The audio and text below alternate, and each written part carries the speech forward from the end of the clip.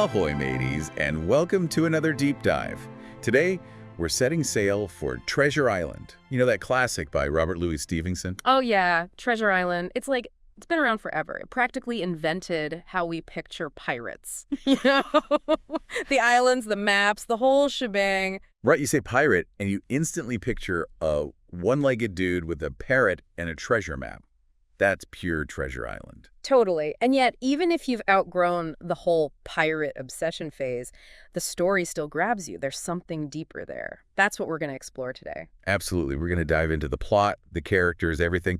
We'll see why Treasure Island is so much more than just a simple adventure story. Exactly. Okay, so picture this. You're cozy and warm by the fire at the Admiral Benbow Inn. It's on the English coast back in the 1700s. That's where we meet our narrator, young Jim Hawkins. Ah, Jim Hawkins.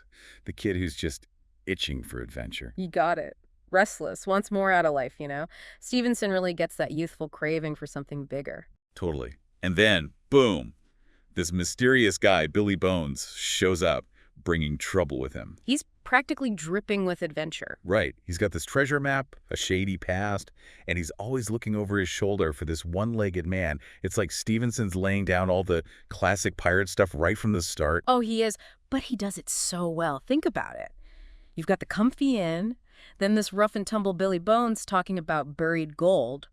Stevenson's setting up this contrast, you see. The sea's tempting, but it's also dangerous.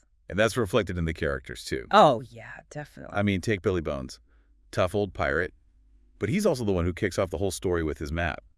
Good and bad all mixed up. Exactly. And that map, it's more than just a piece of paper to Jim. It's an escape from his boring life. A chance to be the hero, you know? Stevenson taps into that universal desire we all have. The hope that there's something amazing out there waiting to be discovered. So true. And speaking of setting things in motion, that map leads to the Hispaniola, a grand ship that embodies the romance of sailing. Then you've got Squire Trelawney, the guy funding the trip. He's enthusiastic, maybe a bit too enthusiastic. And to balance that out, there's Dr. Livesey, the voice of reason, always keeping things grounded. A classic trio. Yeah. You've got the excited backer, the level-headed doctor, and of course, our young hero, Jim. Right in the middle of it all. Talk about a recipe for adventure. But hold on, things are about to get really interesting. Yeah. Enter Long John Silver. He's the ship's cook, but there's way more to him than meets the eye. He's charming, clever. Let's just say he has his own plans for the treasure. Oh, Silver. He's one of the most fascinating characters ever, a master manipulator. He plays on Jim's innocence while plotting mutiny. It's that moral ambiguity that makes Treasure Island so gripping. You can't quite figure out if you should like him or be scared of him. What do you think? Is he more of a charming rogue or a dangerous pirate? Right. He's got that twinkle in his eye that makes you want to believe him, but then he does something totally ruthless. You remember, he's a pirate. It's back and forth the whole time. Stevenson keeps you guessing to the very end. And that tension, that uncertainty, that's what makes you want to keep reading. We know there's going to be a mutiny, but Stevenson takes his time. We see the danger through Jim's eyes, and that makes it even more intense when it finally explodes. Yeah. And just when you think you've got things figured out, we meet Ben Gunn. Yeah. A maroon pirate living on the island, obsessed with cheese, loves riddles, almost like a comic relief character. Oh, Ben Gunn, he's more complex than he seems at first, wouldn't you say? Definitely. He represents what being alone for so long can do to a person. But there's a vulnerability to him. He wants connection. That makes him surprisingly sympathetic. You don't want to underestimate him. He's got secrets, knows the island, plays a much bigger role than you'd think. He's like the island itself, full of surprises.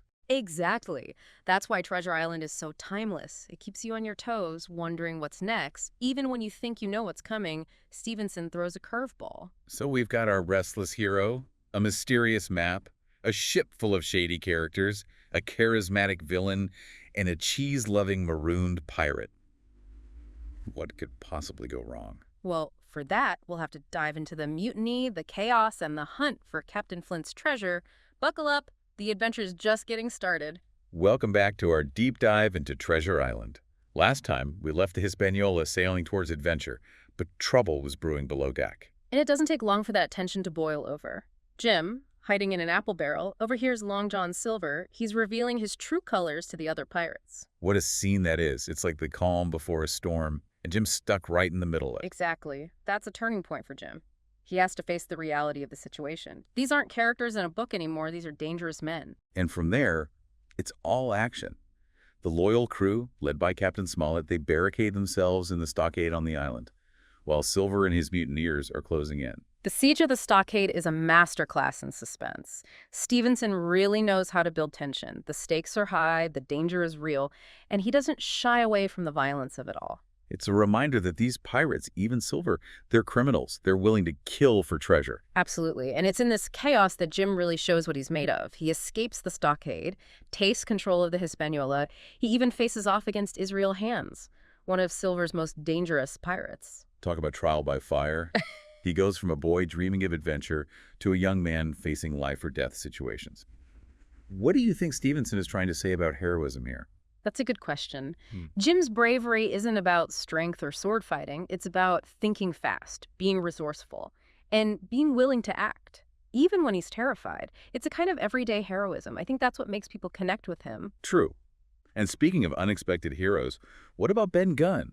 He's been in the background this whole time, but he knows the island, and, well, his love for cheese ends up being pretty important to the story. Oh, Ben Gunn. Yeah. He's a great example of how Stevenson flips things around. He's a former pirate, haunted by his past, almost went mad from being alone, and yet he ends up being crucial in the fight against Silver. And then there's that classic moment, the treasure hunt. The pirates, with Jim as their guide, they follow the map. They go through dangerous terrain, and finally they reach the spot marked with an X. Talk about anticipation. What did you think was going to happen when they dug up that treasure chest? Well, I think, like most readers, I expected a mountain of gold and jewels. Classic pirate treasure. But Stevenson, he throws a curveball. The chest is empty. Empty. What a bummer. All that work, all that fighting for nothing. But that's the point, isn't it? Stevenson makes us think about what treasure really is. Is it just about money and jewels, or is it something more? The adventure itself, the friendships, overcoming obstacles. That's an interesting way to look at it. So if the treasure's not in the chest, where is it? That's where Ben Gunn comes back in. Remember his cheese obsession? Well, cheese wasn't the only thing he was hoarding. He had already found most of Captain Flint's treasure and hid it in his caves. Wait, so the real treasure was right under Ben Gunn's nose, or I guess in his cheese cave. Talk about hidden treasure. It's a great twist, and it changes everything. Now the pirates depend on Ben Gunn. He's the one with the power, the one holding the key to their escape. So the good guys win, the pirates lose. What happens next? Do they sail off into the sunset, rich and happy? Not quite. The loyal crew, including Jim, they make it back to England. But Long John Silver, he escapes. And he doesn't leave empty-handed either. He gets away with a bag of loot. So we're left wondering what happens to him. Silver, what a sly fox. Even when he loses, he still wins. It's like he's too smart, too charming to be held down by good and evil. He's a force of nature. You almost have to admire him. Exactly. And that's what makes Treasure Island such a great read. It doesn't tie everything up neatly. It leaves you wondering about the characters, what motivates them, and the power of the pirate legend. So what about Jim? He's been through so much, seen the good and bad sides of people. How does he deal with all that? The book ends with Jim back in England, safe and sound. But he doesn't want to go back to Treasure Island. Ever. He's seen too much, experienced too much to just go back to his old life. He's changed. He'll always carry that experience with him. It makes you wonder, does he ever really leave Treasure Island behind? And what about right and wrong? Is it really that simple? That's the beauty of Treasure Island. It makes you think. It makes you question things. Sounds like there's a lot more to talk about. Let's continue our exploration in the last part of our deep dive. Welcome back to our deep dive into Treasure Island. We've sailed with Jim Hawkins from that cozy inn all the way to a pirate mutiny. And now, as we wrap up our adventure, we're left with more than just buried treasure. We've got questions. You got it. Treasure Island is one of those stories that sticks with you. It makes you think, what if? Makes you face the whole idea of good and bad, ambition, and the pull of the unknown. Exactly. Like, what happens to Jim once he's back in England? He's seen things, done things most people can't even imagine, scary and exciting all at once. How do you even deal with that? That's where Stevenson's writing really shines. He doesn't just tie everything up in a neat little package. Jim's changed, sure, but he's not a finished product when he gets back home. He carries that island with him, even though he's trying to leave it behind. Yeah. You wonder if he ever really escapes it, or if there's always a part of him that wants more adventure, even knowing how dangerous it can be. Maybe there's a little Long John Silver in all of this, huh? Maybe there is. Silver's just so fascinating. He's a manipulator, a schemer. But even though he's ruthless, he's got this charm. You almost can't hate him. Does escaping with that loot make him a villain? or just someone trying to survive in a tough world? Stevenson leaves it up to us to decide.